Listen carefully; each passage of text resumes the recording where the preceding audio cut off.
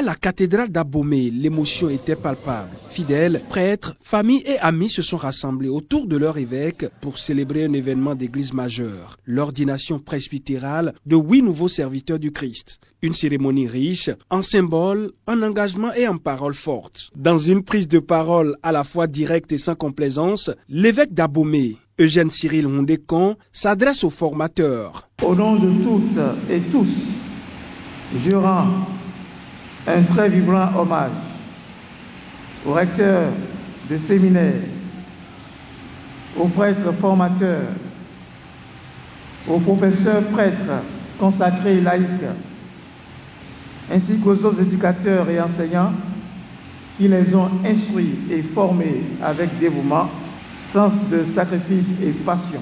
Nos remerciements s'étendent aux prêtres, aux femmes et hommes consacrés, aux femmes et hommes laïcs, puis aux paroissiennes et paroissiens qui ont accompagné, encouragé et soutenu nos ordinants durant leur parcours. Père et pasteur du diocèse d'Abomey, l'évêque appelle à la fidélité, à la sainteté et à la vérité dans le ministère. Tout prêtre, tout grand prêtre, pris d'entre les hommes, est établi pour intervenir en faveur des hommes dans leur relation avec Dieu. Hébreux chapitre 5, verset 1. La lettre aux Hébreux affirme clairement l'humanité du ministre de Dieu. Il vient donc des hommes et au service des hommes, imitant le Christ, lui qui a été éprouvé en tout d'une manière semblable à nous, à l'exception du péché.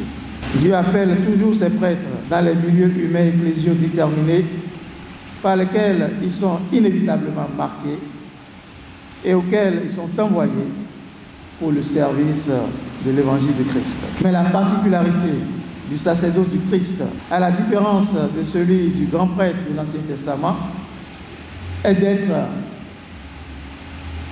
moins triomphant et moins faste, en s'appuyant sur la passion, la croix et la résurrection pour conduire le croyant et le peuple de Dieu à sa perfection en Dieu.